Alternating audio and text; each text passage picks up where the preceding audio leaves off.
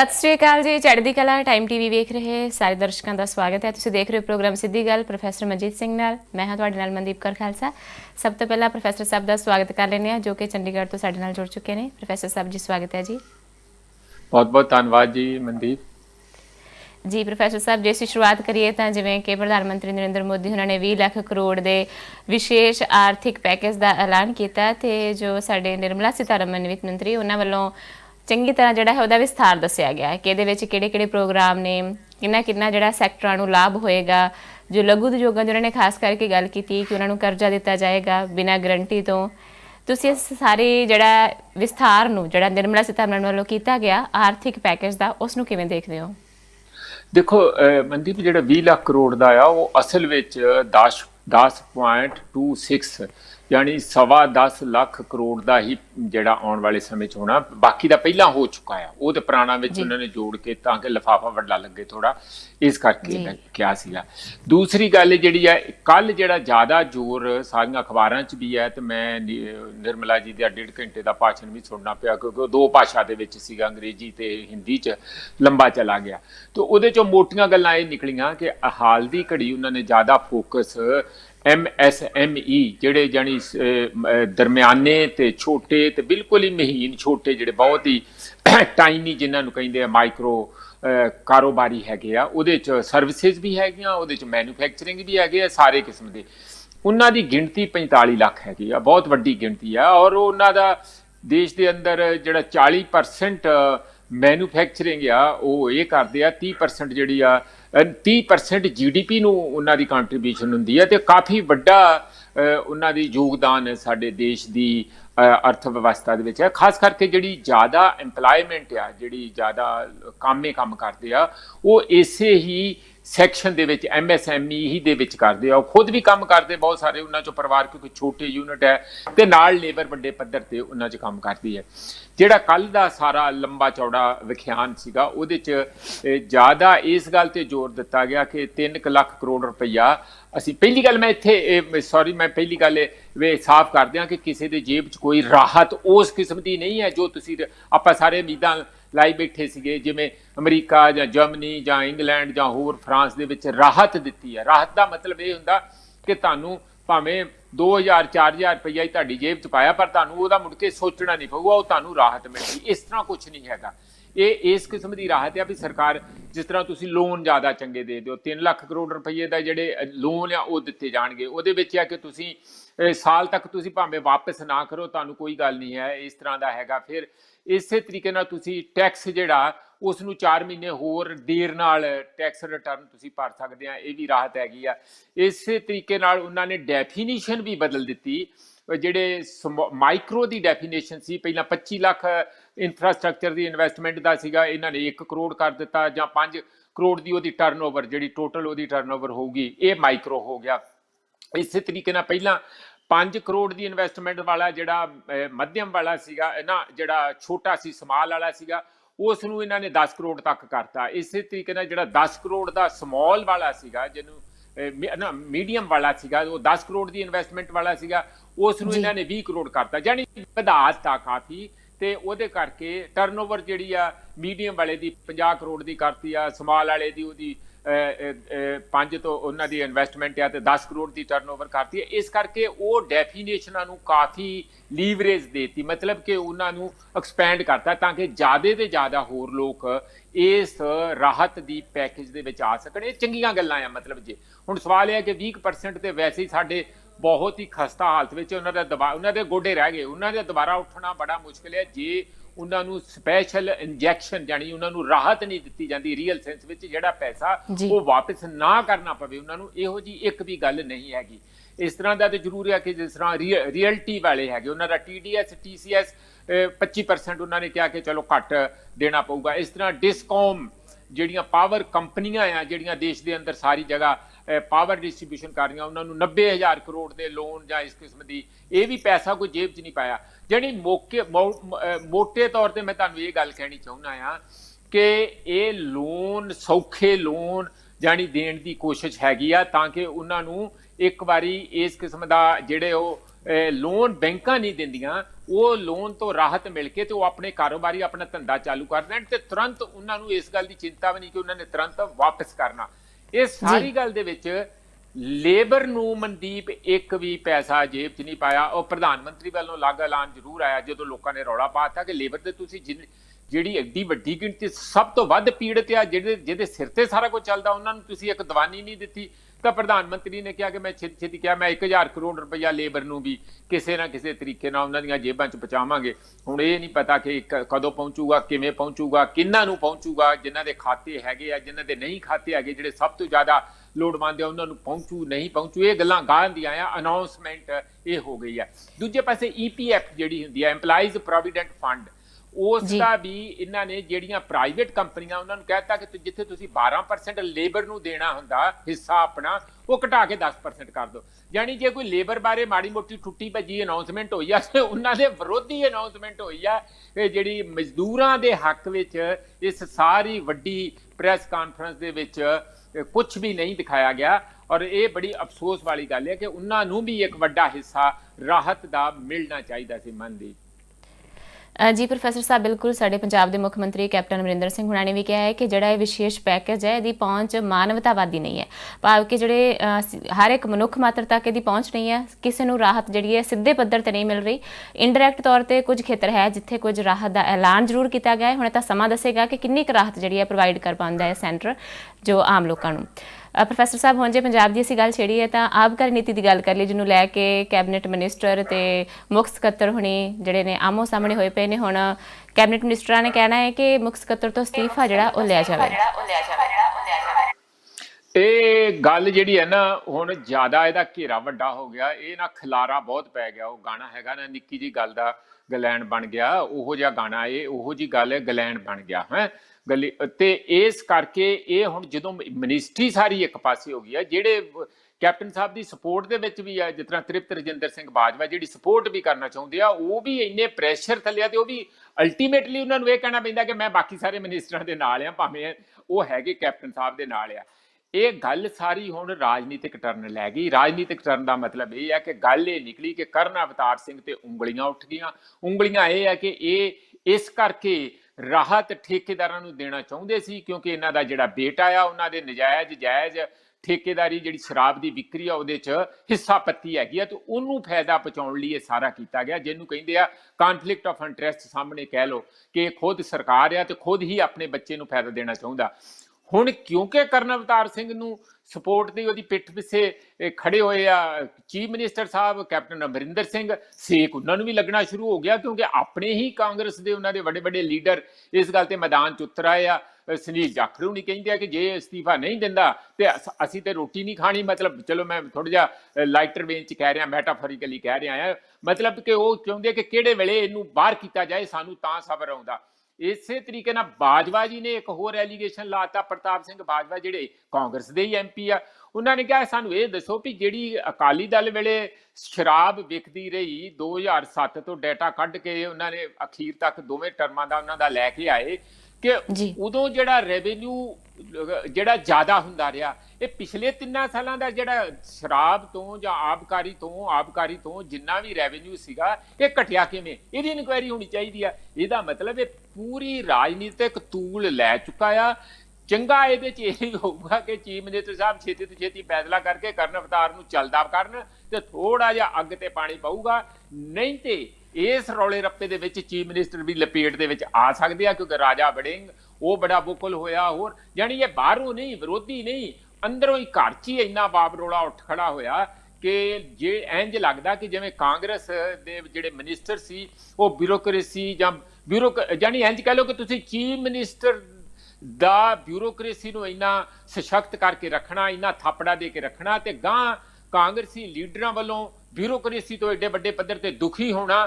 ਹੁਣ ਇਹ ਦੋਵੇਂ ਗੱਲਾਂ ਜੁੜ ਗਈਆਂ ਇੱਕ ਕਿਸਮ ਦੀਆਂ ਤੇ ਚੰਗਾ ਤੇ ਮੈਨੂੰ ਲੱਗਦਾ ਚੀਫ ਮਿਨਿਸਟਰ ਦੇ ਹੱਕ 'ਚ ਇਹੋ ਹੀ ਹੋਊਗਾ ਕਿ ਜੇ ਛੇਤੀ ਤੋਂ ਛੇਤੀ ਕਰਨ ਅਵਤਾਰ ਸਿੰਘ ਦੇ ਉੱਤੇ ਇਨਕੁਆਇਰੀ ਵੀ ਬਿਠਾ ਦੇਣ, ਕੋਈ ਨਹੀਂ, ਕਿਉਂਕਿ ਰੱਖਣੀ ਚਾਹੀਦੀ ਇਨਕੁਆਇਰੀ ਜਦੋਂ ਏਡੇ ਵੱਡੇ ਦੋਸ਼ ਲੱਗਣੇ ਚਾਹੀਦੇ ਆ ਤੇ ਅਹੁਦੇ ਤੋਂ ਪਰਾਂ ਕਰਨਾ ਚਾਹੀਦਾ। ਇਹਦੇ 'ਚ ਹੀ ਬਚਾਅ ਆ। ਆਉਣ ਵਾਲੇ ਸਮੇਂ 'ਚ ਦੇਖਦੇ ਆ ਕੀ ਹੁੰਦਾ ਹੈ। ਮਨਦੀਪ ਬਿਲਕੁਲ ਪ੍ਰੋਫੈਸਰ ਸਾਹਿਬ, ਹੁਣ ਜੋ ਹੈ ਤਾਲਮੇਲ ਤੋਂ ਬਿਨਾਂ ਤਾਂ ਕੋਈ ਵੀ ਕਾਰਜ ਨਹੀਂ ਕੀਤਾ ਜਾ ਸਕਦਾ, ਖਾਸ ਕਰਕੇ ਜੋ ਪੰਜਾਬ ਦੇ ਹਾਲਾਤ ਨੇ, ਜੋ ਅਸੀਂ ਮਾਲੀ ਸੰਕਟ ਤੋਂ ਜੂਝ ਰਹੇ ਹਾਂ, ਇਹਨਾਂ ਸਥਿਤੀਆਂ ਦੇ ਵਿੱਚ ਆਪਸੀ ਜਿੱਦਾਂ ਖਿੱਚੋਤਾਣ ਜਾਰੀ ਰਹੀ ਤਾਂ ਸੱਚਮੁੱਚ ਹੀ ਪੰਜਾਬ ਦਾ ਵਿਕਾਸ ਕੌਣ ਕਰੇਗਾ ਤੇ ਕਿਸ ਤਰ੍ਹਾਂ ਕਰੇਗਾ। ਪ੍ਰੋਫੈਸਰ ਸਾਹਿਬ, ਜੇ ਹੁਣ ਅਸੀਂ ਅੱਗੇ ਵਧੀਏ, ਜਿਹੜੇ ਬਾਹਰੋਂ ਪ੍ਰਵਾਸੀ ਭਾਰਤੀਆਂ ਨੂੰ ਇੰਡੀਆ ਲਿਆਇਆ ਜਾ ਰਿਹਾ ਏਅਰ ਇੰਡੀਆ ਵੱਲੋਂ, ਪਰ ਜਿਹੜਾ ਐਕਸਟਰਨਲ ਮਿਨਿਸਟਰ ਤੇ ਪੰਜਾਬ ਦੇ ਵਿੱਚ ਕੋਈ ਤਾਲਮੇਲ ਨਹੀਂ ਹੋ ਰਿਹਾ, ਕਿਉਂਕਿ ਜਿਹੜੇ ਪੰਜਾਬੀਆਂ ਨੂੰ ਵਾਪਸ ਪੰਜਾਬ ਲਿਆਉਣਾ, ਉਹਨਾਂ ਪੰਜਾਬੀਆਂ ਨੂੰ ਕਿੱਥੇ ਇਕਾਂਤਵਾਸ ਕਰਨਾ, ਇਹਦੇ ਲਈ ਪਹਿਲਾਂ ਹੀ ਰੂਪਰੇਖਾ ਦੇਣੀ ਚਾਹੀਦੀ ਹੈ ਤਾਂ ਕਿ ਆਉਣ ਵਾਲੇ ਸਮੇਂ ਵਿੱਚ ਜਿਹੜਾ ਹੈ ਕੋਈ ਪ੍ਰੋਬਲਮ ਨਾ ਆਵੇ ਜਦੋਂ ਪੰਜਾਬੀ ਆ ਜਾਣ। ਇਹ ਦੇਖੋ ਜਗ੍ਹਾ ਜਗ੍ਹਾ ਇਸ ਗੱਲ ਦੀ ਬੜੀ ਦਿੱਕਤ ਆ ਰਹੀ ਹੈ, ਜਿਹੜੇ ਇਕਾਂਤਵਾਸ ਵਿੱਚ ਭੇਜੇ ਆ ਉਹਨਾਂ ਨੂੰ ਧਿਆਨ ਨਹੀਂ ਦਿੱਤਾ ਜਾ ਰਿਹਾ, ਕਿਤੇ ਉਹ ਹੜਤਾਲਾਂ ਕਰ ਰਿਹਾ, ਕਿਤੇ ਉਹ ਆਪਣਾ ਸ਼ਿਕਾਇਤਾਂ ਹੋ ਰਹੀਆਂ, ਮਜਾਰੇ ਹੋ ਰਹੇ, ਬਹੁਤ ਕੁਝ ਹੋ ਰਿਹਾ। ਕੁਛ ਤੇ ਚਲੋ ਮਜਬੂਰੀਆਂ ਵੀ ਹੋ ਸਕਦੀਆਂ, ਕਿਉਂਕਿ ਇਹ ਸਰਕਾਰ ਨੂੰ ਇੱਕਦਮ ਐਡਾ ਵੱਡਾ ਕੰਮ ਪੈ ਗਿਆ। ਕੁਛ ਵੀ ਬੇਧਿਆਨਗੀ ਡਰ ਦੇ ਵਿੱਚੋਂ ਵੀ ਨਿਕਲਦੀ ਹੈ ਕਿ ਆਪਾਂ ਇਹਨਾਂ ਦੇ ਨੇੜੇ ਨਾ ਜਾਈਏ, ਸਾਨੂੰ ਨਾ ਅੱਗਿਓਂ ਕਿਤੇ ਉਹ ਜਿਹੜੀ ਕਰੋਨਾ ਫੜ ਲੈ। ਇਸ ਕਿਸਮ ਦੀਆਂ ਵੀ ਇਸ ਕਰਕੇ ਡਰ ਚੋਂ ਵੀ ਨਿਕਲੀ ਹੋਈ ਗੱਲ ਹੈਗੀ। ਪਰ ਜਿਹੜੀ ਓਵਰਆਲ ਹੈ ਪਲੈਨਿੰਗ ਦੀ ਵੀ ਘਾਟ ਹੈਗੀ। ਹੁਣ ਜਿਸ ਤਰ੍ਹਾਂ ਮਿਨਿਸਟਰੀ ਆਫ ਐਕਸਟਰਨਲ ਅਫੇਅਰ ਹੈ, ਸਾਡੇ ਵਿਦੇਸ਼ ਮੰਤਰਾਲੇ, ਉਹਨਾਂ ਦਾ ਤੇ ਸਾਡੇ ਪੰਜਾਬ ਦੀ ਜਿਹੜੀ ਮਿਨਿਸਟਰੀ ਆ, ਜਿਹੜੇ ਵੀ ਜ਼ਿੰਮੇਵਾਰ ਆ ਇੱਥੇ ਇਸ ਤਰੀਕੇ ਦੀ ਆਈਸੋਲੇਸ਼ਨ ਦੇ ਵਿੱਚ ਲਿਜਾਣ ਲਈ ਜਾਂ ਜਿਨ੍ਹਾਂ ਨੂੰ ਕੁਆਰੰਟਾਈਨ ਕਰਨਾ ਹੈ ਉਹਨਾਂ ਲਈ, ਉਹ ਸਾਰੇ ਦੇ ਸਾਰੇ ਇਕਾਂਤਵਾਸ ਵਾਲੇ ਇੱਕ ਤਾਲਮੇਲ ਹੋਣਾ ਚਾਹੀਦਾ ਸੀ। ਉਹ ਤਾਲਮੇਲ ਹੈ ਜੇ ਨਜ਼ਰ ਨਹੀਂ ਆਉਂਦਾ। For instance ministry of external affair ਦਾ ਵੱਲੋਂ MEA ਵੱਲੋਂ 15 ਮਿੰਟ ਪਹਿਲਾਂ ਫਲਾਈਟ ਆਉਣ ਤੋਂ 15 ਮਿੰਟ ਪਹਿਲਾਂ ਪੰਜਾਬ ਦੇ ਵਿੱਚ ਇਹ ਫੋਨ ਆਉਂਦਾ ਹੈ ਕਿ ਜੀ 8 ਜਿਹੜੇ ਪੰਜਾਬੀ ਆ ਉਹ SS ਫਲਾਈਟ ਦੇ ਉੱਤੋਂ ਆ ਰਹੇ ਆ, ਤੇ 15 ਮਿੰਟ ਬਾਅਦ ਫਲਾਈਟ ਜਿਹੜੀ ਆ ਉਹ ਲੈਂਡ ਹੋ ਜਾਂਦੀ। ਇੱਥੋਂ ਇੰਨੀ ਛੇਤੀ ਕਿਹੜੇ ਬੰਦੇ ਭੱਜ ਕੇ ਉੱਥੋਂ ਨੂੰ ਲੈ ਆਉਣਗੇ? ਫਿਰ ਉਹਨਾਂ ਨੂੰ ਗੁੜਗਾਉਂ ਜਾਂ ਹੋਰਨਾਂ ਜਗ੍ਹਾ ਦੇ ਉੱਤੇ ਹੋਟਲਾਂ ਦੇ ਵਿੱਚ ਰੱਖਿਆ ਗਿਆ।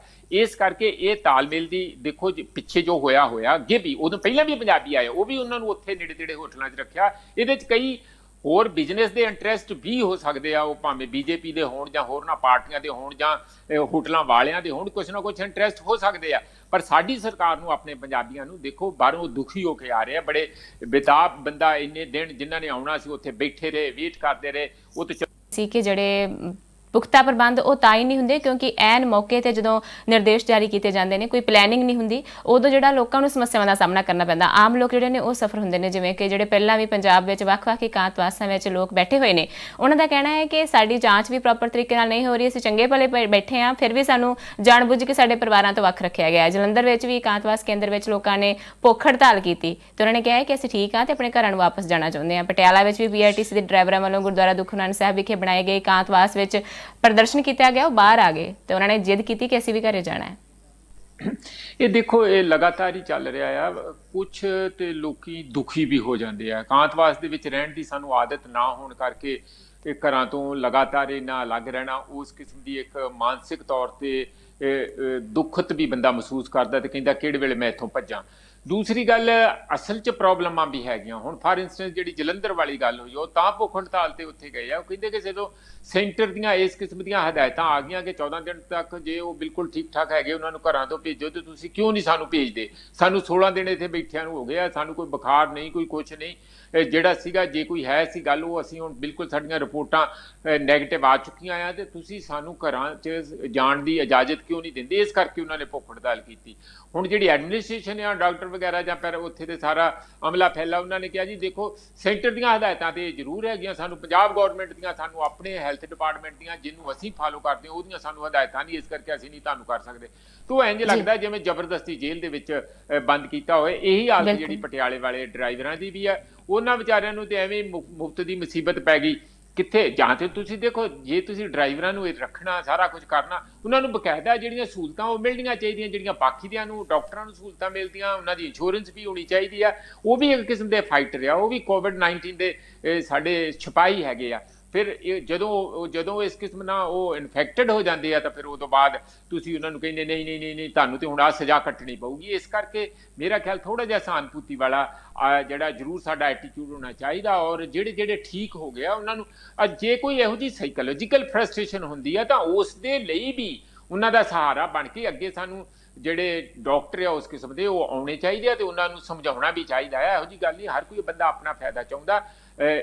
ਪਰ ਇਹ ਆਉਣ ਵਾਲੇ ਸਮੇਂ 'ਚ ਇਹੋ ਜਿਹੀਆਂ ਘਟਨਾ ਵੱਧ ਸਕਦੀਆਂ। ਅੱਜ ਦੇ ਮੈਂ ਪੇਪਰ ਮੈਂ ਜਨਰਲੀ ਗੱਲ ਕਰ ਰਿਹਾ ਮਨਦੀਪ, ਦੇਖ ਰਿਹਾ ਬਹੁਤ ਜਗ੍ਹਾ ਘੱਟੋ ਘੱਟ 10 ਖਬਰਾਂ ਇਹੋ ਜਿਹੀਆਂ ਜਿੱਥੇ ਜਗ੍ਹਾ ਜਗ੍ਹਾ ਮੰਡੀਆਂ ਤੋਂ ਲੈ ਕੇ ਡਿਸਟ੍ਰਿਕਟ ਹੈੱਡਕੁਆਟਰਾਂ ਤੇ ਮਜ਼ਾਰੇ ਹੋ ਰਹੇ ਆ, ਫਰਸਟ੍ਰੇਸ਼ਨ ਹੋ ਰਹੀ ਹੈ, ਤੇ ਸੁਸਾਇਟੀ ਦੇ ਵਿੱਚ ਇੱਕ ਜਨਰਲੀ ਫਰਸਟ੍ਰੇਸ਼ਨ ਅੱਗੇ ਨਾਲੋਂ ਬਹੁਤ ਸਹਿਣਸ਼ੀਲਤਾ ਵੱਧ ਰਹੀ ਹੈ। ਇਸ ਕਰਕੇ ਸਾਡੇ ਜਿਹੜਾ ਸਰਕਾਰਾਂ ਉਹਨਾਂ ਨੂੰ ਹੋਰ ਵੀ ਜ਼ਿਆਦਾ ਇਸ ਵੱਲ ਧਿਆਨ ਦੇਣ ਦੀ ਲੋੜ ਹੈ ਮਨਦੀਪ। ਬਿਲਕੁਲ ਪ੍ਰੋਫੈਸਰ ਸਾਹਿਬ, ਪਹਿਲਾਂ ਤਾਂ ਲੋਕ ਘਰਾਂ ਵਿੱਚ ਫਸੇ ਹੋਏ ਸਨ ਤੇ ਲੋਕ ਆਪਣਾ ਪ੍ਰਦਰਸ਼ਨ ਜਿਹੜਾ ਉਹ ਜ਼ਾਹਰ ਨਹੀਂ ਕਰ ਸਕਦੇ ਸਨ। ਜਿਵੇਂ ਹੀ ਕੁਝ ਢਿੱਲਾਂ ਦਿੱਤੀਆਂ ਗਈਆਂ ਨੇ, ਵੱਖ-ਵੱਖ ਜਗ੍ਹਾ ਤੇ ਪ੍ਰਦਰਸ਼ਨਾਂ ਦੀਆਂ ਖਬਰਾਂ ਜਿਹੜੀਆਂ ਨੇ ਉਹ ਸਾਹਮਣੇ ਆਉਣ ਲੱਗ ਪਈਆਂ ਨੇ। ਹੁਣ ਜੇ ਅਸੀਂ ਲੁਧਿਆਣਾ ਦੀ ਗੱਲ ਕਰੀਏ ਤਾਂ ਲੁਧਿਆਣਾ ਵਿੱਚ ਵੀ ਡੀਸੀ ਦਫ਼ਤਰ ਦੇ ਬਾਹਰ ਮਜ਼ਦੂਰਾਂ ਵੱਲੋਂ, ਪ੍ਰਵਾਸੀ ਮਜ਼ਦੂਰਾਂ ਵੱਲੋਂ ਪ੍ਰਦਰਸ਼ਨ ਕੀਤਾ ਗਿਆ। ਉਹਨਾਂ ਨੇ ਕਿਹਾ ਹੈ ਕਿ ਅਸੀਂ ਘਰ ਜਾਣਾ ਹੈ, ਸਾਰੀ ਜਿਹੜੀ ਕਾਰਵਾਈ ਵੀ ਅਸੀਂ ਪੂਰੀ ਕਰ ਲਈਏ, ਪਰ ਫਿਰ ਵੀ ਸਾਨੂੰ ਘਰ ਨਹੀਂ ਭੇਜਿਆ ਜਾ ਰਿਹਾ। ਹੁਣ ਦੇਖੋ, ਅਸੀਂ ਆਪਣੇ ਘਰੀ ਬੈਠੇ ਜਿੰਨਾ ਮਰਜ਼ੀ ਕਹੀਏ ਕਿ ਇੰਨਾ ਅਸੀਂ ਜੀ ਇੱਕ ਦੂਜੇ ਤੋਂ ਸਰੀਰਕ ਦੂਰੀ ਬਣਾ ਕੇ ਰੱਖਣੀ ਆ, 6 ਫੁੱਟ ਦੀ ਰੱਖਣੀ ਆ ਕਿ 6.25 ਫੁੱਟ ਦੀ ਰੱਖਣੀ ਆ, ਇਹੋ ਜਿਹੀਆਂ ਗੱਲਾਂ ਜਿੰਨੀਆਂ ਕਾਗਜ਼ੀ ਬਣਾਈ ਜਾਓ। ਅਸਲੀਅਤ ਇਹ ਹੈ ਕਿ ਜਦੋਂ ਲੋਕ ਬੰਦੇ ਮੌਤ ਸਾਹਮਣੇ ਨਜ਼ਰ ਆਉਂਦੀ ਆ, ਭੁੱਖ ਸਾਹਮਣੇ ਨਜ਼ਰ ਆਉਂਦੀ ਆ, ਲਾਚਾਰੀ ਸਾਹਮਣੇ ਨਜ਼ਰ ਆਉਂਦੀ ਆ, ਤੇ ਇਹੋ ਜਿਹੀਆਂ ਗੱਲਾਂ ਸਭ ਭੁੱਲ ਜਾਂਦੀਆਂ ਜਿਹੜੀਆਂ ਅਸੀਂ ਏਸੀ ਦਫ਼ਤਰਾਂ 'ਚ ਬਹਿ ਕੇ ਬਣਾਉਂਦੇ ਆ। ਹੁਣ ਜਾ ਕੇ ਉਹਨਾਂ ਵਰਕਰਾਂ ਦਾ ਦੇਖ ਲਓ, ਉਹਨਾਂ ਨੇ ਲੁਧਿਆਣੇ ਵਾਲਿਆਂ ਨੇ ਜਾ ਕੇ ਡਿਸਟ੍ਰਿਕਟ ਹੈੱਡਕੁਆਟਰ ਤੇ ਮੁਜ਼ਾਹਰਾ ਕੀਤਾ ਤੇ ਐਵੇਂ ਇਕੱਠੇ ਹੋਏ ਆ ਜਿਵੇਂ ਬਿਲਕੁਲ ਕੋਈ ਜਾਣੀ ਇੱਕ ਦੂਜੇ ਨਾਲ ਜੁੜੇ ਪਏ ਆ। ਕਾਂਤਵਾਸ ਦੀ ਗੱਲੇ ਤੁਸੀਂ ਇਹ ਸੋਸ਼ਲ ਸਰੀਰਕ ਇੱਕ ਦੂਜੇ ਨੂੰ ਦੂਰੀ ਦੀ ਤਾਂ ਗੱਲ ਹੀ ਛੱਡ ਦਿਓ। ਇਹ ਪ੍ਰੋਟੈਸਟ ਜਦੋਂ ਹੁੰਦੇ ਆ, ਮੁਜ਼ਾਹਰੇ ਹੁੰਦੇ ਆ, ਉਹ ਇਸ ਗੱਲ ਹੀ ਹੁੰਦੇ ਆ ਦਬਾਅ ਪਾਉਣ ਲਈ। ਉਹ ਇਹ ਥੋੜੀ ਹੁੰਦੀ ਆ ਕਿ ਸਰਕਾਰੀ ਡਿਸਿਪਲਿਨ, ਕੋਈ ਫੌਜ ਥੋੜੀ ਆ ਕਿ ਉਹਨਾਂ ਨੇ ਫੌਜ ਵਾਂਗੂ ਇੱਕ ਆਪਣਾ ਪਰੇਡ ਕਰਕੇ ਉੱਥੇ ਬੜੇ ਸੈਰੇਮੋਨੀਅਲ ਢੰਗ ਦੇ ਨਾਲ ਪਹੁੰਚਣਾ। ਇਸ ਤਰ੍ਹਾਂ ਨਹੀਂ ਹੁੰਦਾ। ਉਹਨਾਂ ਦਾ ਆਪਣਾ ਵੀ ਨੁਕਸਾਨ ਹੁੰਦਾ, ਵਰਕਰਾਂ ਦਾ ਆਪਣਾ ਵੀ, ਪਰ ਉਹਨਾਂ ਨੂੰ ਲੱਗਦਾ ਸਾਡੇ ਤੇ ਕੋਲ ਕੁਝ ਬਚਿਆ ਨਹੀਂ, ਪਰ ਅਸੀਂ ਇਹਨਾਂ ਨੂੰ ਨਹੀਂ ਹੁਣ ਆਰਾਮ ਦੀ ਨੀਂਦ ਸੌਣ ਦੇਣਾ। ਪ੍ਰੋਟੈਸਟ ਦਾ ਮਤਲਬ, ਗੁੱਸੇ ਦਾ ਮਤਲਬ ਹੀ ਇਹ ਹੁੰਦਾ, ਔਰ ਉਹ ਸਾਰਾ ਹੋ ਰਿਹਾ। ਮੈਨੂੰ ਐਂ ਲੱਗਦਾ ਜਿਵੇਂ ਕੱਲ ਮਲੇਰਕੋਟਲੇ ਦੀ ਮਿੱਲ ਵਿੱਚ ਐਡਾ ਵੱਡਾ ਪ੍ਰਦਰਸ਼ਨ ਹੋਇਆ, ਉਹਦਾ ਬੜਾ ਵੱਡਾ ਭੁਚਾਲ ਖੜਾ ਹੋਇਆ। ਇਹ ਜਗ੍ਹਾ ਜਗ੍ਹਾ ਤੇ ਇਹੋ ਜਿਹਾ ਹੋ ਰਿਹਾ। ਜਿਹੜੇ ਇਸੇ ਕਰਕੇ ਸਾਡੀ ਜਿਹੜੀ ਐਡਮਿਨਿਸਟ੍ਰੇਸ਼ਨ ਆ, ਉਹਨਾਂ ਨੂੰ ਲੋਕਾਂ ਵਿੱਚ ਵੱਧ ਰਹੇ ਗੁੱਸੇ ਤੇ ਉਹਨਾਂ ਦੀਆਂ ਜਿਹੜੀਆਂ ਤਕਲੀਫਾਂ, ਉਹਨਾਂ ਪ੍ਰਤੀ ਜ਼ਿਆਦਾ ਥੋੜਾ ਸੰਵੇਦਨਸ਼ੀਲ ਹੋਣ ਦੀ ਲੋੜ ਆ। ਮੇਰਾ ਖਿਆਲ ਹੈ ਉਹਨਾਂ ਬੱਚਿਆਂ ਨੂੰ, ਜਿਹੜੇ ਉਹ ਸਾਰੇ ਜਾਂ ਜਿਹੜੇ ਵਰਕਰ ਹੈਗੇ ਆ, ਉਹਨਾਂ ਦੀ ਦਿੱਕਤ ਇਹ ਹੈਗੀ ਆ ਕਿ ਉਹ ਕਹਿੰਦੇ ਕਿ ਅਸੀਂ ਅਪਲਾਈ ਵੀ ਕਰਦੇ ਹਾਂ, ਉਹਨਾਂ ਨੂੰ ਇਹ ਸ਼ੱਕ ਪੈਦਾ ਹੋ ਗਿਆ ਕਿ ਸਾਡੀ ਜਗ੍ਹਾ ਦੂਸਰਿਆਂ ਨੂੰ ਭੇਜਿਆ ਜਾ ਰਿਹਾ, ਆਪਣੇ ਚਹੇਤਿਆਂ ਨੂੰ ਭੇਜਿਆ ਜਾ ਰਿਹਾ, ਸਾਨੂੰ ਪਿੱਛੇ ਛੱਡਿਆ ਜਾ ਰਿਹਾ। ਇਹ ਕਈ ਗੱਲਾਂ ਮਨ ਵਿੱਚ ਉਹਨਾਂ ਦੇ ਆਈਆਂ ਹੋਈਆਂ। ਹੁਣ ਹਾਲਾਤ ਇਹ ਬਣੇ ਆ, ਵਿਚਾਰੇ ਕੋਈ ਸਾਈਕਲ ਖਰੀਦ ਕੇ ਜਾ ਰਹੇ ਆ, ਕੋਈ ਪੈਦਲ ਜਾ ਰਹੇ ਆ। ਤੇ ਇਸ ਵੇਲੇ ਯੂਪੀ ਤੇ ਮੱਧ ਪ੍ਰਦੇਸ਼ ਦੇ ਵਿੱਚ ਹੁਣੇ ਖਬਰ ਆਈ ਆ, 14 ਡੈਥ ਸੜਕ ਦੇ ਉੱਤੇ ਹੋ ਗਈਆਂ ਤੁਰੇ ਜਾਂਦਿਆਂ ਲੋਕਾਂ ਦੀਆਂ। ਕੱਲ ਯੂਪੀ 'ਚ ਮੁਜ਼ੱਫਰਨਗਰ 'ਚ 6 ਯੂਪੀ ਦੀ ਜਿਹੜੀ ਸਰਕਾਰੀ ਬੱਸ ਆ, ਉਹਨੇ ਪੈਦਲ ਇੱਥੋਂ ਪੰਜਾਬ ਤੋਂ ਪੈਦਲ ਜਾਂਦਿਆਂ ਨੂੰ ਉਧਰ ਬਿਹਾਰ ਵੱਲ ਲੇਬਰਰ ਜਾ ਰਹੇ ਸੀ, 6 ਆਦਮੀਆਂ ਨੂੰ ਕੁਚਲ ਦਿੱਤਾ ਸੜਕ ਦੇ ਉੱਤੇ। ਇਹ ਹਾਲਾਤ ਬਣੇ ਹੋਏ ਆ। ਇਸ ਕਰਕੇ ਇਹਨਾਂ ਹਾਲਾਤਾਂ ਦਾ, ਉਹਨਾਂ ਦੀ ਤਕਲੀਫ ਨੂੰ ਸਾਨੂੰ ਜਦ ਤੱਕ ਅਸੀਂ ਸਮਝ ਕੇ ਐਕਸ਼ਨ ਨਹੀਂ ਆਪਣਾ ਪਲਾਨ ਕਰਾਂਗੇ, ਬਾਕੀ ਗੱਲਾਂ ਸਾਰੀਆਂ ਕਾਗਜ਼ੀ ਆ ਮਨਦੀਪ। ਜੀ ਪ੍ਰੋਫੈਸਰ ਸਾਹਿਬ, ਹੁਣ ਜੇ ਸਮੇਧ ਸੈਣੀ ਦੇ 29 ਸਾਲ ਪੁਰਾਣੇ ਅਗਵਾ ਕੇਸ ਦੀ ਗੱਲ ਕਰ ਲਈਏ ਤਾਂ ਹੁਣ ਜਿਹੜਾ ਜਾਂਚ ਲਈ ਹੈ 4 ਮੈਂਬਰੀ ਸਿੱਟ ਬਣਾ ਦਿੱਤੀ ਗਈ ਹੈ। ਹਰਮਨਦੀਪ ਸਿੰਘ ਹਾਸ ਦੀ ਅਗਵਾਈ ਵਿੱਚ ਜਿਹੜੀ ਹੈ ਇਹ ਸਿੱਟ ਜਿਹੜੀ ਹੈ ਹੁਣ ਜਾਂਚ ਕਰੇਗੀ। ਇਹ ਤੇ ਦੇਖੋ ਗੱਲ ਤੇ ਚੰਗੀ ਹੈਗੀ ਆ, ਪਰ ਇਮਾਨਦਾਰੀ ਨਾ ਹੋਵੇ ਤੇ ਤਾਂ ਆ। ਜੇ ਤੁਸੀਂ ਇਹੋ ਜਿਹੇ ਬੰਦੇ ਜਿਹੜੇ ਜਿਨ੍ਹਾਂ ਦਾ ਪ੍ਰੂਵਨ ਰਿਕਾਰਡ ਹੈਗਾ, ਸਾਰਿਆਂ ਨੂੰ ਪਤਾ ਆ ਕਿ ਇਸ ਕਿਸਮ ਦਾ ਖੂੰਖਾਰ ਕੰਮ ਸਾਰਾ ਚੱਲਦਾ ਰਿਹਾ ਆ, ਔਰ ਕਿਵੇਂ ਜਿਹੜੇ ਹੱਕ ਹਕੂਕ ਲੋਕਾਂ ਦੇ ਆ, ਸਿਵਲ ਲਿਬਰਟੀਜ਼ ਆ, ਉਹਨਾਂ ਦੇ ਉੱਤੇ ਕਿਵੇਂ ਹਮਲਾ ਹੁੰਦਾ ਰਿਹਾ। ਜਾਨੀ ਇੱਕ ਕਿਸਮ ਦਾ ਪੁਲਿਸ ਦਰਿੰਦਗੀ ਦਾ ਇੱਕ ਨੰਗਾ ਨਾਚ ਚੱਲਦਾ ਰਿਹਾ ਪੰਜਾਬ ਦੇ ਵਿੱਚ। ਤੇ ਜੇ ਕੋਈ ਬੰਦਾ ਰੰਗੇ ਹੱਥੀ ਫੜਿਆ ਜਾਂਦਾ ਤੇ ਮੇਰਾ ਖਿਆਲ ਪੰਜਾਬ ਸਰਕਾਰ ਦੀ ਇਹ ਪੂਰੀ ਦੀ ਪੂਰੀ ਜ਼ਿੰਮੇਵਾਰੀ ਬਣਦੀ ਹੈ ਕਿ ਉਹਦਾ ਪੂਰੀ ਤਹਿ ਤੱਕ ਜਾ ਕੇ ਘੱਟੋ ਘੱਟ, ਜਿਸ ਤਰ੍ਹਾਂ ਹੁਣ ਚੀਫ ਸੈਕਟਰੀ ਦੇ ਵਿਰੁੱਧ ਵਾਬ ਰੋਲਾ ਇੰਨਾ ਉੱਠਿਆ, ਇਸੇ ਤਰੀਕੇ ਨਾਲ ਇਹ ਵੀ ਇੱਕ ਪੁਲਿਸ ਦੇ ਚੀਫ ਰਹੇ ਹੋਇਆ। ਜੇ ਉਹ ਵਾਬ ਰੋਲਾ ਉੱਠਿਆ ਤੇ ਦੇਖੋ ਲੋਕਾਂ ਦਾ ਜਮਹੂਰੀਅਤ ਵਿੱਚ ਤੇ ਸਰਕਾਰਾਂ ਵਿੱਚ ਵਿਸ਼ਵਾਸ ਤਾਂ ਹੀ ਬਣਿਆ ਰਹੂਗਾ ਜੇ ਕਾਨੂੰਨ ਵਾਕਿਆ ਹੀ ਸਾਰਿਆਂ ਨੂੰ ਬਰਾਬਰ ਦਾ ਇਨਸਾਫ ਮਿਲੇ। ਔਰ ਇਹਦੇ ਤੇ ਜਿਸ ਤਰੀਕੇ ਨਾਲ ਇਹ ਦੇਖੋ, ਤੁਸੀਂ ਤੁਹਾਡੇ ਫੋਟੋ ਤੇ ਵੀ ਦਿਖਾ ਰਹੇ ਆ, ਤੁਸੀਂ ਐਡਵੋਕੇਟ ਸਾਹਿਬ, ਇਹਨਾਂ ਦੇ ਹਸਬੈਂਡ ਔਰ ਇਹਨਾਂ ਦਾ ਬੱਚਾ ਨਾਲ ਸੀ। ਇਹਨਾਂ ਨੇ ਆਪ ਦੱਸਿਆ ਉਹਨਾਂ ਨੂੰ ਕਿ ਆਪ ਇੱਕ ਚਸ਼ਮਦੀਦ ਗਵਾਹ ਹੈਗੇ ਆ ਕਿ ਕਿਵੇਂ ਕਿਵੇਂ ਮਲਤਾਨੀ ਜੀ ਦਾ, ਬਲਵੰਤ ਸਿੰਘ ਮਲਤਾਨੀ ਜੀ ਨੂੰ ਕਿਵੇਂ ਤਸੀਹੇ ਦੇ ਕੇ ਮਾਰਿਆ ਗਿਆ। ਔਰ ਇਹਨਾਂ ਦੀ ਪ੍ਰੈਜ਼ੈਂਸ ਉਹਨਾਂ ਨੇ ਆਪਣੇ ਬਿਆਨ ਦੇ ਵਿੱਚ ਕਹੀ ਆ ਕਿ ਸਮੇਧ ਸੈਣੀ ਦੀ ਉੱਥੇ ਪ੍ਰੈਜ਼ੈਂਸ ਸੀਗੀ। ਤੇ ਮੇਰਾ ਖਿਆਲ ਹੈ ਕਿ ਇਸ ਕੇਸ ਨੂੰ ਬਿਲਕੁਲ ਤਹਿ ਤੱਕ ਪਹੁੰਚ ਕੇ ਬਿਲਕੁਲ ਜਿਹਦਾ ਜੋ ਵੀ ਸਜ਼ਾ ਬਣਦੀ ਆ ਉਹ ਮਿਲਣੀ ਚਾਹੀਦੀ ਆ। ਇਹ ਕੇਸ ਦੀ ਜਿਹੜੀ ਆ ਅਖੀਰ ਤੱਕ ਜ਼ਰੂਰ ਸਾਰੀ ਤਹਿਕੀਕਾਤ ਪਹੁੰਚਣੀ ਚਾਹੀਦੀ ਆ। ਇਹ ਨਾ ਹੋਏ ਕਿ ਜਿਹੜੇ ਤਕੜੇ ਬੰਦੇ ਉਹਨਾਂ ਲਈ ਕਾਨੂੰਨ ਹੋਰ ਤੇ ਗਰੀਬ ਲਈ ਕਾਨੂੰਨ ਹੋਰ। ਮਨਦੀਪ ਬਿਲਕੁਲ ਜੀ, ਗਵਾਹ ਜਿਹੜਾ ਹੈ ਉਹ ਅਹਿਮ ਹੁੰਦਾ ਹੈ। ਤੇ ਜਦੋਂ ਉਹ ਕਹਿ ਰਹੇ ਨੇ, ਗੁਰਸ਼ਰਨ ਕੌਰ ਜਿਹੜੇ ਮਾਨ ਵਕੀਲ ਨੇ, ਉਹ ਦੱਸ ਰਹੇ ਨੇ ਕਿ ਮੈਂ ਅੱਖੀਓਂ ਸਾਰਾ ਕੁਝ ਦੇਖਿਆ ਜਦੋਂ ਜਿਸ ਦਰਿੰਦਗੀ ਦੇ ਨਾਲ ਜਿਹੜਾ ਹੈ ਉਹਨਾਂ ਨੂੰ ਬਲਵੰਤ ਸਿੰਘ ਉਹਨਾਂ ਨੂੰ ਜਿਹੜਾ ਟਰੀਟ ਕੀਤਾ ਗਿਆ, ਤਾਂ ਸੱਚਮੁੱਚ ਜਿਹੜਾ ਹੈ ਇਨਸਾਫ ਮਿਲਣਾ ਚਾਹੀਦਾ। ਇਨਸਾਫ ਸਭ ਦਾ ਹੱਕ ਹੈ।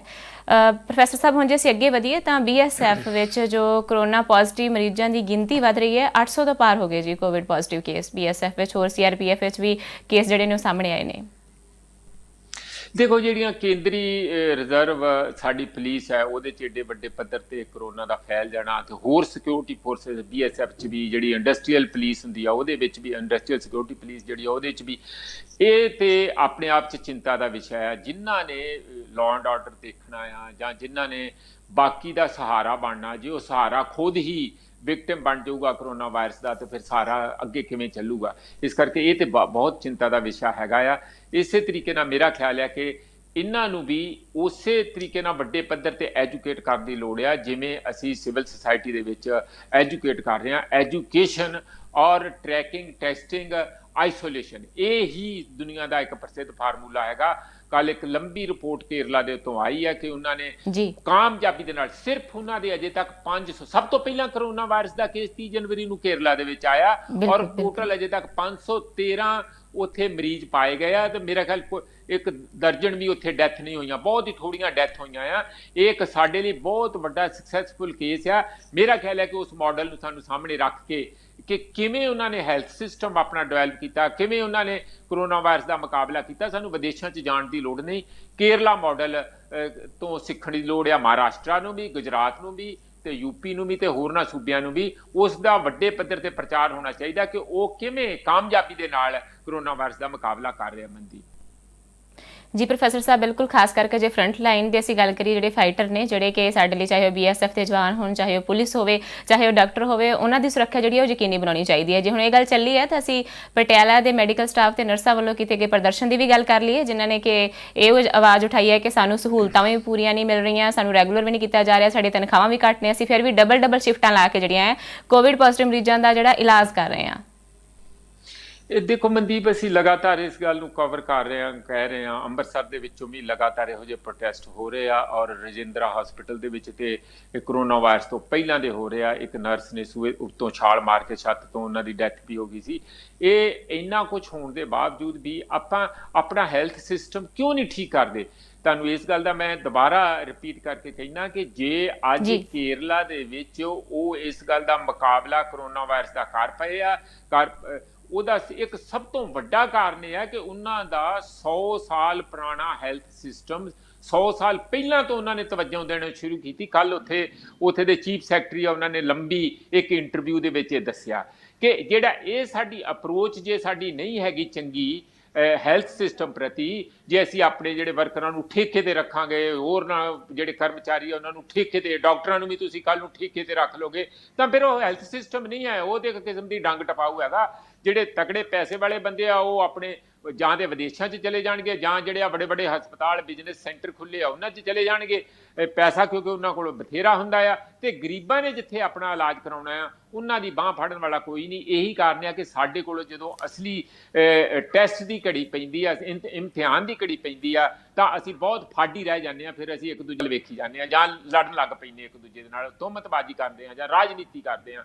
ਅੱਜ ਦੀ ਡੇਟ ਦੇ ਵਿੱਚ ਸਾਨੂੰ ਇਹਨਾਂ ਜਿਹੜੇ ਵੀ ਉਹ ਲਗਾਤਾਰ ਮੁਜ਼ਾਹਰੇ ਕਰ ਰਹੇ, ਭਾਵੇਂ ਅੰਮ੍ਰਿਤਸਰ ਦੇ ਡਾਕਟਰ, ਨਰਸਾਂ ਤੇ ਹੋਰ ਪੈਰਾਮੈਡੀਕਲ ਹੈਗੇ ਆ, ਇਹ ਰਜਿੰਦਰਾ ਹਸਪੀਟਲ ਦੇ ਵੀ, ਉਹਨਾਂ ਦੀ ਆਵਾਜ਼ ਸੁਣਨੀ ਚਾਹੀਦੀ। ਉਹ ਬਿਲਕੁਲ ਜਾਇਜ਼ ਕਹਿ ਰਹੇ ਆ ਕਿ ਸਾਡੀਆਂ ਸਰਵਿਸਿਜ਼ ਰੈਗੂਲਰ ਕਰੋ, ਸਾਨੂੰ ਪ੍ਰੋਪਰ ਪੂਰਾ ਜਿਹੜੀਆਂ ਸਹੂਲਤਾਂ ਦਿਓ ਤਾਂ ਕਿ ਅਸੀਂ ਮਰੀਜ਼ਾਂ ਨੂੰ ਚੰਗੇ ਤਰੀਕੇ ਨਾਲ ਦੇਖ ਸਕੀਏ, ਔਰ ਸਾਡੀ ਸਿਕਿਉਰਿਟੀ ਵੀ ਕੋਈ ਨਾ ਕੋਈ ਹੋਣੀ ਚਾਹੀਦੀ ਹੈ। ਕੱਲ ਨੂੰ ਕੋਈ ਸਾਡੇ ਕਿਸੇ ਦੀ ਡੈਥ ਹੋ ਜਾਏ ਤਾਂ ਸਾਡੀ ਪੂਰੀ ਇੰਸ਼ੋਰੈਂਸ ਹੋਣੀ ਚਾਹੀਦੀ ਹੈ। ਦੱਸੋ ਤਾਂ ਕਿਹੜੀ ਵੱਡੀ ਗੱਲ ਉਹ ਕਹਿ ਰਹੇ ਆ? ਬਿਲਕੁਲ ਇਹ ਸਾਰਾ ਕੁਝ ਉਹਨਾਂ ਦੇ ਇਹ ਹੱਕ ਵਿੱਚ ਜਾਂਦੀ ਗੱਲ, ਔਰ ਜਿਹੜੀਆਂ ਉਹਨਾਂ ਦੀਆਂ ਜੌਬਸ ਆ ਰੈਗੂਲਰ ਹੋਣੀਆਂ ਚਾਹੀਦੀਆਂ, ਦਿਹਾੜੀਦਾਰ ਥੋੜੀ ਹੈ।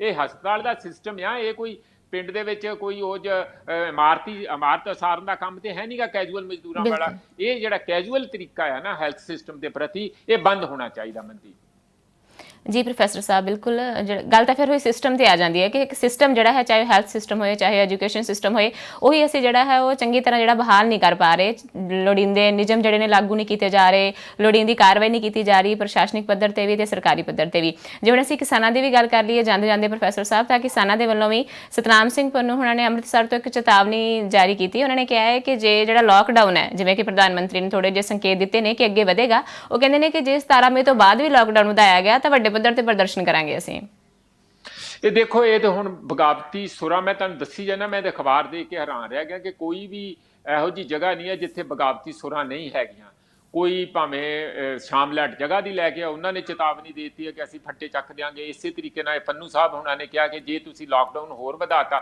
ਕਹਿੰਦੇ 95% ਤੇ ਲੋਕ ਠੀਕ ਹੋ ਜਾਂਦੇ ਆ ਤੁਸੀਂ ਜਾਨੀ ਇੱਕ ਮੰਨ ਲਓ ਮਤਲਬ 100 ਚੋਂ ਜੇ 5 ਬੰਦਿਆਂ ਨੂੰ ਕੋਈ ਚੀਜ਼ ਦੀ ਖਤਰਾ ਹੈ ਤਾਂ ਤੁਸੀਂ 95 ਨੂੰ ਨਾਲ ਸਜਾ ਕੇ ਦਿੰਦੇ ਤੁਸੀਂ 5 ਨੂੰ ਸੰਭੋ ਉਹਨਾਂ ਦਾ ਲੌਜਿਕ ਬਿਲਕੁਲ ਠੀਕ ਹੈ ਕਿ ਤੁਸੀਂ ਸਾਰੇ ਦੇਸ਼ ਦੀ ਇਕਨੋਮੀ ਦਾ ਪੱਠਾ ਬਿਠਾਤਾ ਸਾਰੇ ਵਰਕਰ ਭੱਜ ਗਏ ਹੁਣ ਦੁਬਾਰਾ ਉਹਨਾਂ ਨੇ ਆਉਣਾ ਨਹੀਂ ਹੈਗਾ ਧਾਨ ਕਿਵੇਂ ਲਾਉਣਾ ਚੌਲ ਕਿਵੇਂ ਹੁਣ ਆਉਣ ਵਾਲੇ ਸਮੇਂ 'ਚ ਝੋਨਾ ਕਿਵੇਂ ਲੱਗਣਾ ਉਹ ਸਿਰ ਤੇ ਮੁਸੀਬਤ ਖੜੀ ਹੈ ਤੇ ਇੰਨਾ ਕੁਝ ਨੁਕਸਾਨ ਕਰਨ ਤੋਂ ਬਾਅਦ ਵੀ ਅਸੀਂ ਹੋਰ ਅੱਗੇ ਕਰ ਦਿਆਂਗੇ ਜੀ ਹੋਰ ਅੱਗੇ ਕਰ ਦਿਆਂਗੇ ਕਰੀ ਚਲੋ ਕਿੰਨਾ ਚਿਰ ਅੱਗੇ ਕਰੀ ਚੱਲੋਗੇ ਇਹ ਤੇ ਕਈ ਸਾਲ ਚੱਲਣਾ ਕਰੋਨਾ ਵਾਇਰਸ ਤੇ ਸਾਡੇ ਵਿੱਚ ਹੀ ਰਹਿਣਾ ਉਹਨਾਂ ਦੀ ਧਮਕੀ ਇਹ ਠੀਕ ਹੈ ਪਰ ਨਾਲ ਹੀ ਮੇਰਾ ਖਿਆਲ ਹੈ ਕਿ ਹਾਲ ਦੀ ਘੜੀ ਸਾਨੂੰ ਸਾਰਿਆਂ ਨੂੰ ਥੋੜਾ ਜਿਹਾ ਦੂਜਾ ਐਸਪੈਕਟ ਵੀ ਦੇਖਣਾ ਪਊਗਾ ਇਹ ਨਹੀਂ ਕਿ ਆਪਾਂ ਸਿੰਪਲੀ ਹਰ ਇੱਕ ਚੀਜ਼ ਨੂੰ ਬੁਲਡੋਜ਼ ਕਰ ਦਿਆਂਗੇ ਆਫਟਰ ਆਲ ਸਿਸਟਮ ਦੇ ਵਿੱਚ ਰਹਿ ਕੇ ਹੀ ਕੰਮ ਹੁੰਦੇ ਆ ਪਰ ਇਹ ਗੱਲ ਉਹਨਾਂ ਦੀ ਆਵਾਜ਼ ਉੱਪਰ ਤੱਕ ਜ਼ਰੂਰ ਜਾਣੀ ਚਾਹੀਦੀ ਹੈ ਪੰਜਾਬ ਸਰਕਾਰ ਤੱਕ ਵੀ ਤੇ ਦਿੱਲੀ ਦੀ ਸਰਕਾਰ ਤੱਕ ਵੀ ਕਿ ਲੋਕ ਤੇ ਕਿਸਾਨ ਜਿਨ੍ਹਾਂ ਨੂੰ ਕੱਲ ਸੀਤਾਰਮਨ ਨੇ ਦਿੱਤਾ ਤੇ ਧੇਲਾ ਨਹੀਂ ਹੈ ਤੇ ਉਹਨਾਂ ਨੂੰ ਤੁਸੀਂ ਘਰੋਂ ਘਰੀ ਬੰਦ ਕਰਕੇ ਹੋਰ ਸਾਰੇ ਤੁਸੀਂ ਤੇਲ ਦਾ ਦੇਖੋ ਕਿਸਾਨਾਂ ਦੇ ਵਿੱਚ ਕਿਵੇਂ ਨਹੀਂ ਅਨਰੈਸਟ ਹੋਊਗੀ ਮੈਂ ਇੰਨੀ ਗੱਲ ਕਰਨੀ ਚਾਹੁੰਦਾ ਡੀਜ਼ਲ ਜਿਹੜਾ ਹੈ ਉਹਨੂੰ ਕੋਈ ਮਾਸਾ ਰਾਹਤ ਨਹੀਂ ਦਿੱਤੀ ਪੈਟਰੋਲ ਨੂੰ ਕੋਈ ਮਾਸਾ ਰਾਹਤ ਨਹੀਂ ਦਿੱਤੀ ਤੁਸੀਂ ਉਹਦਾ ਸਾਰਾ ਪੈਸਾ ਦਿੱਲੀ ਦੇ ਵਿੱਚ ਲੈ ਗਏ ਆ ਤੇ ਕਿਸਾਨ ਨੂੰ ਤੇ ਕੋਈ ਰਾਹਤ ਨਹੀਂ ਦਿੱਤੀ ਹੈ ਇੰਨਾ ਪੈਟਰੋਲ ਸਸਤਾ ਪਾਣੀ ਵਾਂਗੂ ਮੁਫਤ ਮਿਲ ਰਿਹਾ ਇਸ ਕਰਕੇ ਉਹਨਾਂ ਦੇ ਗੁੱਸੇ ਬਿਲਕੁਲ ਗਲੇ ਜਾਇਜ਼ ਆ ਬੀਜ ਸਸਤੇ ਸਬਸਿਡੀ ਕਹੀ ਸੀ ਉਹ ਬੀਜ ਨਹੀਂ ਸਸਤੇ ਮਿਲ ਰਹੇ ਇਹ ਉਹਨਾਂ ਦੇ ਗੁੱਸੇ ਜਾਇਜ਼ ਆ ਪਰ ਇਸ ਕਰਕੇ ਇਸ ਲਈ ਉਹਨਾਂ ਦੀ ਆਵਾਜ਼ ਜ਼ਰੂਰ ਸੁਣਨੀ ਚਾਹੀਦੀ ਆ ਔਰ ਮੇਰਾ ਖਿਆਲ ਹੈ ਕਿ ਲਗਾਤਾਰ ਬਿਨਾਂ ਸੋਚਿਆ ਤੁਸੀਂ ਸਾਰਿਆਂ ਦੇ ਉੱਤੇ ਇੱਕੋ ਡੰਡਾ ਚਲਾਈ ਜਾਓ ਜਿਹੜਾ ਉਹ ਹੁਣ ਉਹਦੇ ਤੋਂ ਬਾਜ਼ ਆਉਣਾ ਚਾਹੀਦਾ ਜਿੱਥੇ ਜਿੱਥੇ ਕੋਈ ਪ੍ਰੋਬਲਮ ਹੈ ਉਸ ਨੂੰ ਕੰਟੇਨਮੈਂਟ ਕਰਕੇ ਉਸ ਦੇ ਉੱਤੇ ਅਮਲ ਕਰਨਾ ਚਾਹੀਦਾ ਨਾ ਕਿ ਤੁਸੀਂ ਜੇ ਫੋੜਾ ਇੱਕ ਲੱਤ ਤੇ ਹੋਇਆ ਤਾਂ ਤੁਸੀਂ ਸਾਰਿਆਂ ਨੂੰ ਐਂਟੀਬਾਇਓਟਿਕਸ ਦੇਈ ਜਾਓ ਉਹ ਨਹੀਂ ਹੁਣ ਚੱਲੂਗਾ ਮਨਦੀਪ ਬਿਲਕੁਲ ਪ੍ਰੋਫੈਸਰ ਸਾਹਿਬ ਗੱਲ ਤਾਂ ਫਿਰ ਉੱਥੇ ਆ ਗਈ ਸਿਸਟਮ ਦੀ ਕਿ ਜਿਹੜੀ ਤਿਆਰੀ ਜਿਹੜੀ ਉਹ ਪੂਰੀ ਨਹੀਂ ਸੀ ਜਿਵੇਂ ਤੁਸੀਂ ਕੇਰਲ ਦੀ ਐਗਜ਼ਾਮਪਲ ਦਿੱਤੀ ਹੈ ਕਿ ਕੇਰਲ ਵਿੱਚ ਕਿੰਨੇ ਸੋਹਣੇ ਤਰੀਕੇ ਨਾਲ ਹਾਲਾਂਕਿ ਸਭ ਤੋਂ ਪਹਿਲਾਂ ਉੱਥੇ ਕਰੋਨਾ ਵਾਇਰਸ ਦਾ ਕੇਸ ਆਇਆ ਪਰ ਫਿਰ ਵੀ ਕਿੰਨੇ ਸੋਹਣੇ ਤਰੀਕੇ ਨਾਲ ਉਹਨਾਂ ਨੇ ਕੰਟਰੋਲ ਕੀਤਾ ਤੇ ਇਸੇ ਤਰ੍ਹਾਂ ਜੇ ਸਾਰੇ ਸੂਬੇ ਵੀ ਸੇਧ ਲੈਂਦੇ ਹੋਏ ਕਰੋਨਾ ਜਿਹੜਾ ਕੇਰਲ ਵਾਲਾ ਸਿਸਟਮ ਹੈ ਉਹ ਅਪਣਾਉਣ ਉਸੇ ਤਰ੍ਹਾਂ ਨਿਯਮ ਲਾਗੂ ਕੀਤੇ ਜਾਣ ਉਸੇ ਤਰ੍ਹਾਂ ਜਿਹੜਾ ਸਾਰਾ ਸਿਸਟਮ ਬਣਾਇਆ ਜਾਵੇ ਤਾਂ ਸੱਚਮੁੱਚ ਹੀ ਅਸੀਂ ਇਸ ਮਹਾਮਾਰੀ ਤੋਂ ਸਹਿਜੇ ਹੀ ਜਿਹੜਾ ਹੈ ਪਿੱਛਾ ਛੁਡਾ ਸਕਾਂਗੇ ਪ੍ਰੋਫੈਸਰ ਸਾਹਿਬ ਹੁਣ ਸਮਾਂ ਇਜਾਜ਼ਤ ਨਹੀਂ ਦੇ ਰਿਹਾ ਖਬਰਾਂ ਤੇ ਹੋਰ ਵੀ ਸੀ ਪਰ ਹੁਣ ਇਜਾਜ਼ਤ ਲੈ ਲੈਣ ਦਾ ਦਰਸ਼ਕਾਂ ਤੋਂ ਸਮਾਂ ਹੋ ਗਿਆ ਜੀ ਧੰਨਵਾਦ ਆਪ ਜੀ ਦਾ ਤੁਸੀਂ ਸਾਡੇ ਨਾਲ ਜੁੜੇ ਬਹੁਤ ਬਹੁਤ ਸ਼ੁਕਰੀਆ ਮਨਦੀਪ ਜੀ ਤੁਹਾਡਾ ਵੀ ਤੇ ਸਾਡੇ ਵੇਖਣ ਵਾਲੇ ਟੀਵੀ ਵੇਖਣ ਵਾਲਿਆਂ ਦਾ ਵੀ ਜੀ ਅਸੀਂ ਦਰਸ਼ਕਾਂ ਨੂੰ ਦੱਸ ਦਈਏ ਕਿ ਰੋਜ਼ਾਨਾ ਤੁਸੀਂ ਸਿੱਧੀ ਗੱਲ ਪ੍ਰੋਗਰਾਮ ਜਿਹੜਾ ਹੈ ਉਹ ਚੜ੍ਹਦੀ ਕਲਾ ਟਾਈਮ ਟੀਵੀ ਤੇ 11:30 ਵਜੇ ਦੇਖਦੇ ਹੋ ਕੱਲ ਫਿਰ ਹਾਜ਼ਰ ਹੋਵਾਂਗੇ ਇਸੇ ਸਮੇਂ ਤਦ ਤੱਕ ਲਈ ਮੈਨੂੰ ਮਨਦੀਪ ਕੌਰ ਖਾਲਸਾ ਨੂੰ ਦਿਓ ਆਗਿਆ ਧੰਨਵਾਦ ਜੀ